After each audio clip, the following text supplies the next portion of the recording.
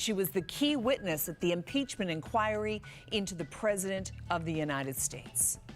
Good evening, everyone, and a warm welcome to those of you tuning in on Facebook, YouTube, and Twitter tonight. You're watching Ask CBC News. I'm Carole MacNeil. It was a big day at the impeachment inquiry into the actions of U.S. President Donald Trump. The U.S. House of Representatives heard from the former American ambassador to Ukraine, a woman that Trump recalled this year, spoke ill of to foreign leaders and said she will go through some things. Today, her reaction to Trump's comments behind her back and the vitriol he tweeted about her while she was giving testimony. We've not seen anything like this before. Tonight, we are taking your questions and comments. We have two great experts standing by in Washington. I'll introduce them in a moment, and we'll talk about what's happening in the United States. So you can reach me in a number of ways. You can tweet me. You can email us at askcbc@cbc.ca, or you can also send your questions and comments in on Facebook. Meanwhile, the CBC's Ellen Morrow spent the day on Capitol Hill, and she will take you through the key moments.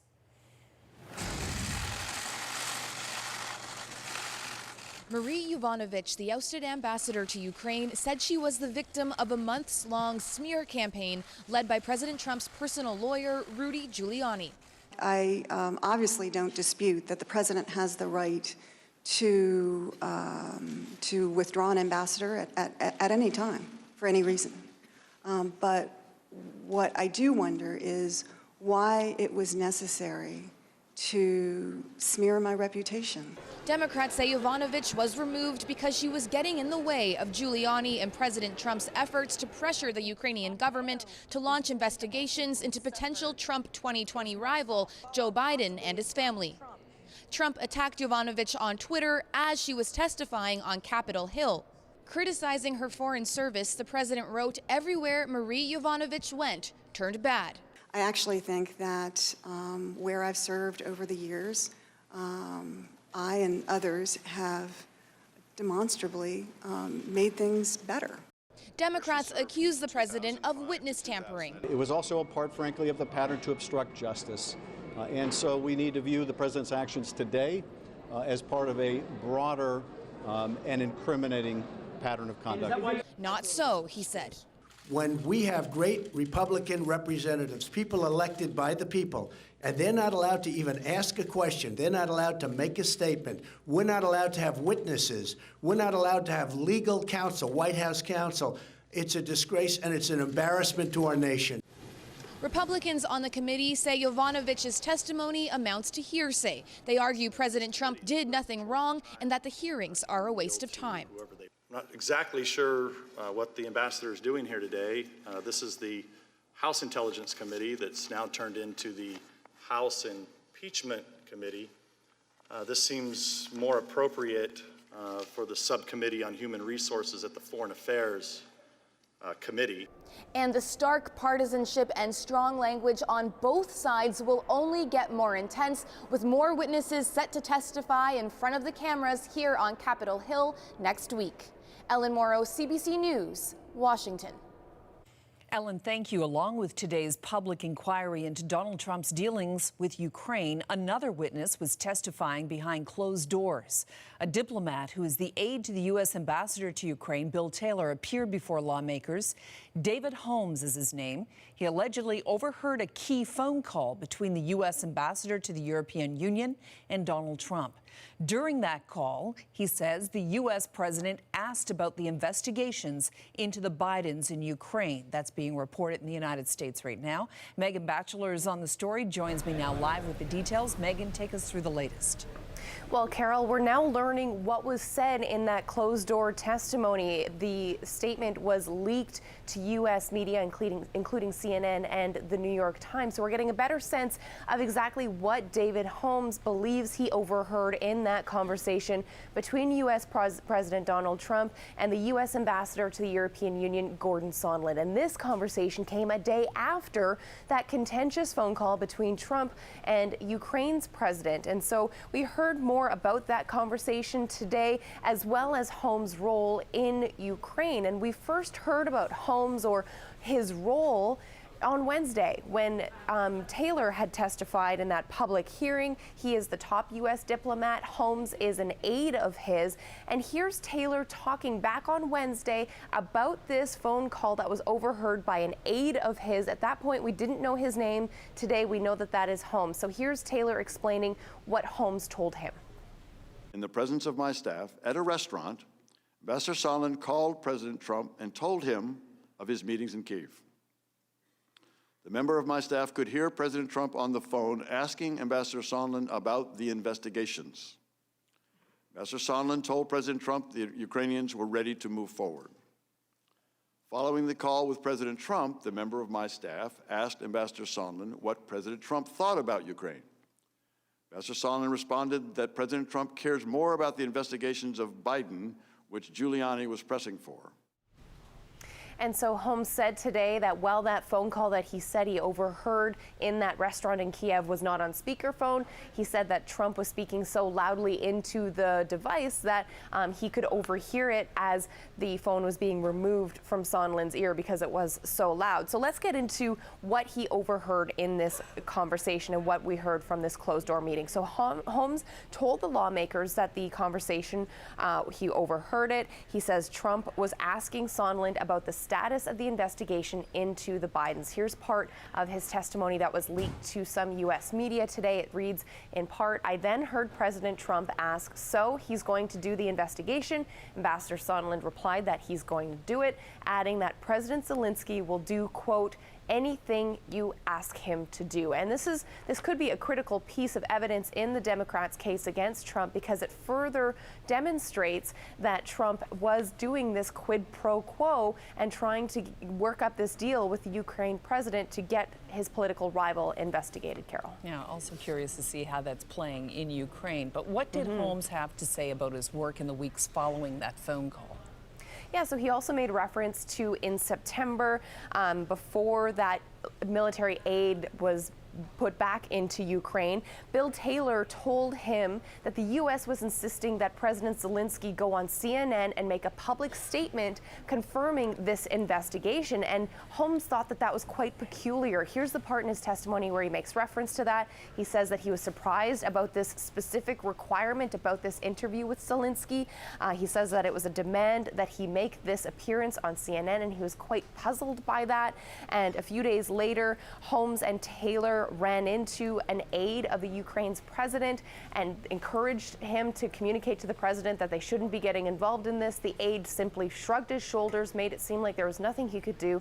Carole, though, we know that that interview or that appearance on CNN by Zelensky never happened. And of course, now this whole deal is the subject of this impeachment inquiry. All right, Megan, thank you.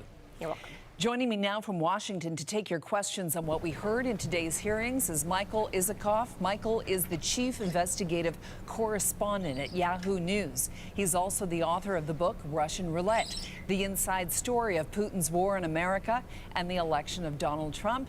Michael, welcome to you. Good to be with you. Also in Washington, Joe Moreno. Joe is a familiar face in our program. He's a former U.S. federal prosecutor. Joe, welcome back. Hi, Carole. Great to be here. Okay, I'm going to get right to our questions tonight because it starts us off at a pretty good spot. Our first question tonight comes from Patty on Facebook. She writes, Trump has every right to have people around him whom he can trust. If he didn't trust her, then he was right to get rid of her. And by the sounds of it, he did the right thing. Joe, I'll start with you on that. Is that the issue here? Well, I mean, that's certainly what the Republicans are saying, is that the president can remove an ambassador just like many other political appointees for any reason or no reason at all. And I think that what the Democrats attempted to do here today with respect to how President Trump treated Ambassador Yovanovitch was not so much a criminal or a legal argument, it was more of a political one. It was to show that we have, in her words, a State Department that's in disarray, that's being hollowed out from the inside, and how she was treated so poorly for reasons implying that there were reasons that she was trying to do the right thing and she was removed for doing the right thing. So I think the takeaway there is not so much there's something criminally wrong with how President Trump treated her, it's more political damage to him. And I think in that respect, it probably was pretty effective. Okay, Michael, do we have, in your opinion, a reason from the Trump government as to why this former ambassador was recalled, other than she was, as he put it, bad news? No, there was no explanation given, and the way it happened was pretty striking. She gets a phone call at 1 o'clock in the morning from a senior State Department official saying she's gone and she needs to get on the next plane back to Washington and leave the country with no, and the fact that there was no explanation given was something that was clearly very disturbing to her, and then also others in the State Department, one of whom we've already had testimony from a senior counselor to Secretary of State Pompeo, who went to him on 3 occasions asking the Secretary of State to speak up for this the ambassador who'd been fired by the president, and Pompeo refused to do it. He just sat there silently. So it wasn't until the ambassador reads the transcript of the phone call that the president had with President Zelensky of Ukraine, which was released in late September, that she hears the president disparaging her and suggesting that things were going to happen to her. And she said she felt threatened by that. On the other hand, you have Democrat Adam Schiff, who portrays the former ambassador today as a principled fighter against corruption, whose principled stand made her enemies not just in the Ukraine, but in the U.S., namely Rudy Giuliani and Donald Trump's son and others. Is she the hero that the Democrats portray? Is there evidence of that?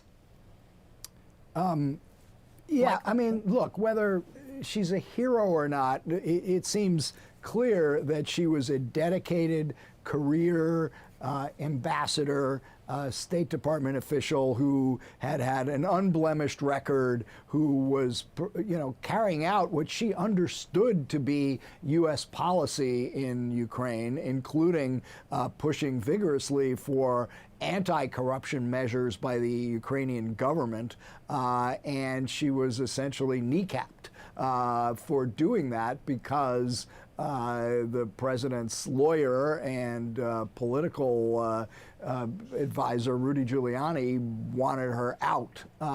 So, whether you count that as heroic or not, she does seem to be very clearly a victim in all this. Okay, Jeffrey on Facebook asking, it seems beyond doubt at this point that the president withheld resources in exchange for Ukraine's help in investigating a political opponent. The question is, does this in fact constitute a crime, and what should be done about it? Joe?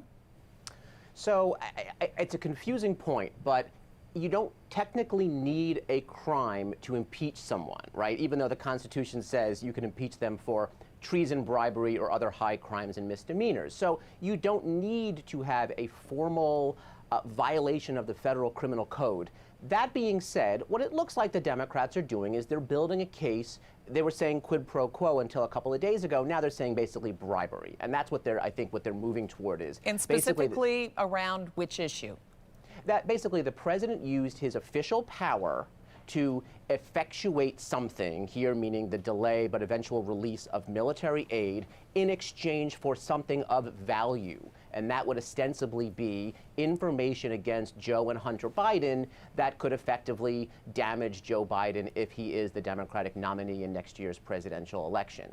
That, I think, would be the theory. That's probably the closest thing we have here to an official criminal violation. But again, that being said, you don't need to fill the contours of a technical criminal violation to say something is impeachable and that Congress deems it unworthy of someone remaining in the office of president because of something he or she did.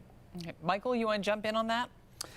I mean, I agree that the Constitution uses the language treason, bribery, high crimes, or misdemeanors, but the originalist interpretation here of at least what the framers conceived of, and this is outlined in the Federalist Papers, was it doesn't have to be a crime. It could be abuse of office. But that said, we've had 3 impeachments of presidents in the United States: Andrew Johnson after the Civil War, Richard Nixon, who wasn't formally impeached but resigned as he was about to be impeached, and Bill Clinton. And in all cases, it the impeachment inquiries focused on violations of law. With Andrew Johnson, it was the violation of something called the Tenure of Office Act. With Richard Nixon, it was obstruction of justice to cover up the burglary of the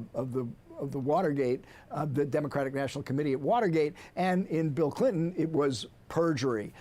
All three criminal acts, no president was successfully convicted after being impeached. So, you know, the precedent is that impeachments about presidents have been about criminality, violations of law. Okay. And I think that's one reason why Democrats are now using the word bribery instead of quid pro quo. Okay, what about this today, what we saw today, the Donald Trump tweeting, Joe, saying disparaging things about the witness while she was on the stand.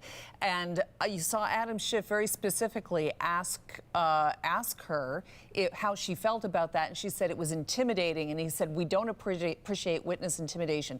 Number one, does that qualify as witness intimidation, what the president did, and is that an impeachable offense? I mean, like technically, almost anything can be an impeachable offense. Right. You know, look, I think that it's certainly unseemly. It's certainly inappropriate. It harkens back to the way President Trump was tweeting about Robert Mueller during the course of the Russia probe, and he was doing it all the time. So, you know, I think that, again, I think the damage with respect to the tweet is much more political than it is legal. Could the Democrats roll that into an impeachment article? Sure. But at that point, you know, we're going to be doing this every single day, because I think we're going to see more tweets. So if I was advising the Democrats, I would say, look, focus on the merits of the core offenses here. There's plenty to work with. I don't think you need to, you know, kind of snowball this every single time the president tweets. I think the political damage to him was sufficient. Okay. We have a question from JS by email. Regarding today's witness, how does she relate to the direct impeachment of the president, given that she has no direct connection to the whistleblower or his report? Aren't the Democrats stretching it beyond the telephone call? Michael?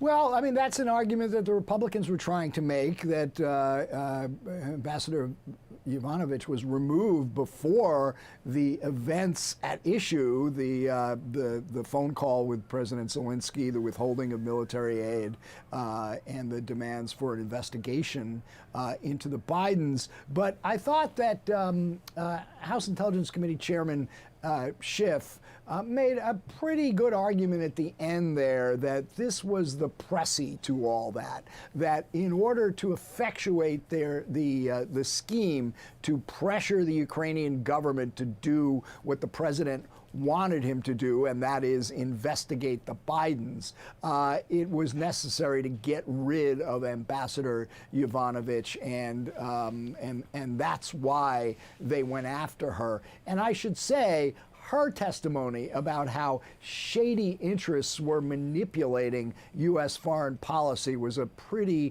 some pretty powerful testimony. Basically, she was saying the people that Rudy Giuliani was dealing with to give the president this line that Yovanovitch was not carrying out his policies and needed to go were some suspicious characters on their own who were effectively, as she put it, manipulating the president. Yeah, we saw the Republicans today through Devin Nunes in the House, the Republican representative, indicate that it's still indicate what others have before, that it wasn't illogical to ask for an investigation. We'll talk more about that in a moment, and taking more of your questions from you at home who are watching on YouTube, Twitter, and Facebook, and on TV, of course. Michael Isikoff, Chief Investigative Correspondent at Yahoo News. Joe Moreno, former U.S. federal prosecutor. Stay where you are. We're going to take a quick break, and we'll be right back.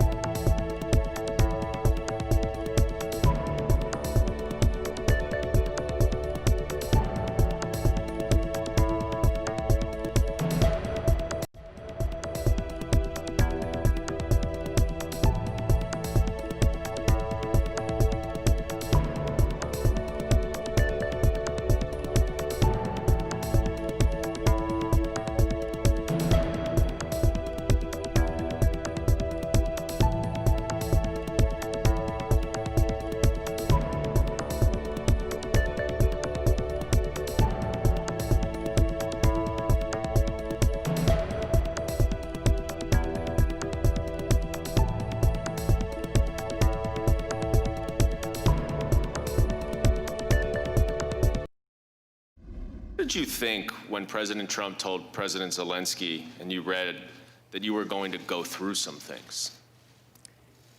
I didn't know what to think, but I was very concerned. What were you concerned about? She's going to go through some things. It didn't sound good. It sounded like a threat. That's Marie Yovanovitch, the former ambassador to Ukraine. Until earlier this year, she was recalled by President Trump in May.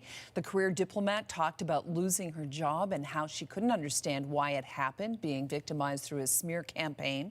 Trump is accused of abusing his power by asking Ukraine to investigate his political rival, Joe Biden, and his son in exchange for military aid. That is the accusation. That interaction is what's at the center of this impeachment inquiry led by House Democrats. So we're back with our two guests tonight, taking your questions on day 2 of the impeachment inquiry into U.S. President Donald Trump. Michael Isikoff is the chief investigative correspondent at Yahoo News. He's also the author of the book Russian Roulette, the inside story of Putin's war in America and the election of Donald Trump. Also in Washington tonight, we have Joe Moreno. Joe is a former U.S. federal prosecutor. Okay, let's get right back to our questions. Ann Rayleigh on Facebook wants to know, did Yovanovitch say she stopped an investigation involving Burisma with other countries? That's the board, by the way, for our audience, bring you up to speed, that Hunter Biden sat on for several years, I believe, and that is one of the things that the Republicans want to be investigated, Hunter Biden's role on this Ukraine board. So, Michael, let me ask you, did she say that she stopped an investigation involving Burisma with other countries? No, she did not.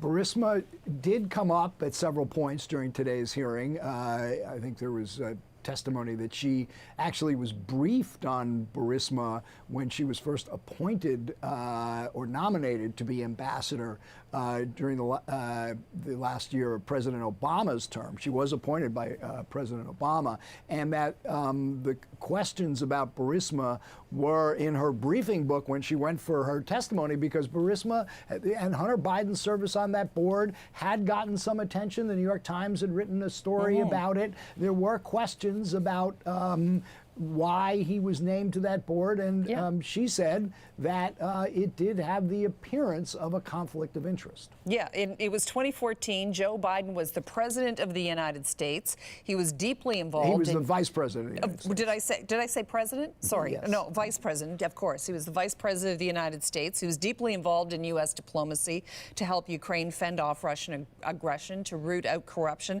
and then his son is at the same time hired by a Ukraine gas company to sit on its board. Here's Devin Nunes talking about that today.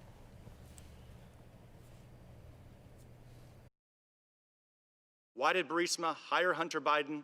What did he do for them? And did his position affect any government actions under the Obama administration? Joe, are these fair points, fair questions for the Republicans to say it's fair to investigate this? You know, some would say it's a red herring, right? That whether or not something was untoward or inappropriate or even illegal with respect to what Hunter Biden was doing several years ago has nothing to do with what President Trump did a few months ago with respect to the military aid and President Zelensky. That being said, it's hard to ignore it, right? Because that's the issue that President Trump was ostensibly looking into.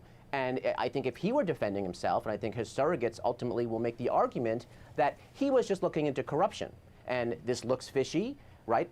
Vice President Biden was in charge of Ukraine policy, and there's his son sitting on the board of a large liquid natural gas company in that country, in Ukraine, making a lot of money. So I think that it's an unfortunate issue, and it's going to be difficult to ignore it as this impeachment runs its course. So I think that, again, it doesn't have a direct bearing on the impeachment issue and what President Trump has done, but it's going to be hard to say that it's completely irrelevant, and I have to think the Republicans are not going to let that go.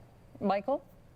I agree. I mean, look, it was inappropriate, improper for Hunter Biden to be taking that position while his father was the point man for Ukrainian policy. The company, there were lots of questions about that company. It had been under investigation in the United Kingdom as well as in Ukraine. But, you know, that said, these were events in 2014, 2015. It's in 2019 that President Trump is demanding an investigation of this by President Zelensky, the new president of Ukraine. And the only real purpose at that point was to dig up useful information for the president to use against Joe Biden if he's the Democratic nominee in 2020. This does not seem in any way connected to a broader concern about corruption in Ukraine, of which there are many, many examples. This is only one of them. Yeah, we're getting a lot of questions about why and how these impeachment hearings could concern people here in Canada. This is from Samantha Martin, and she's saying, how would this impact us here in Canada? What is the impact of a president who is undergoing an impeachment inquiry, and if it gets to it, is actually impeached? What does it do to their standing on the world stage? Joe? Well, I mean, I can't speak for, you know, people all across America right now, but I can say that here in Washington, in the Beltway, as we say, this is all consuming. This is all that's happening here in Washington right now is impeachment. So nothing is being done with respect to the renegotiated North American trade agreement. Nothing is being done in effect with other policies that normally would be considered. This will affect the stock market, this will affect the economy, and it will affect next year's election one way or the other. So to the effect that all of those things affect our neighbors and the global economy, sure, it will have impact. And it's hard to say what that impact will be. You know, it's kind of erratic. It depends on what the outcome will be. It depends on how the markets view these different developments. So it's not going to be anything that's going to be stable, coupled with the fact that we're going into an election year, which itself has its own kind of tumultuous nature. So I think that it's got a lot of impact, both on Canada and all the citizens of the world. Michael, what do you think?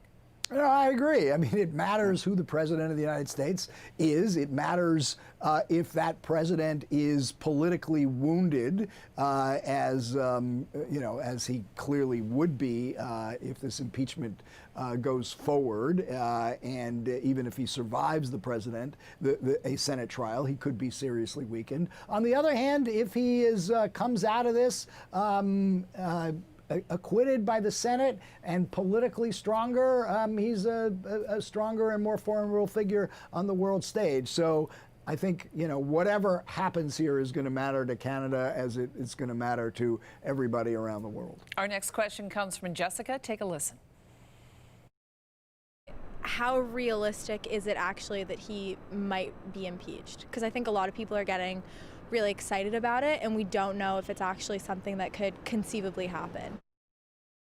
What do you think? I'll start with you, Michael.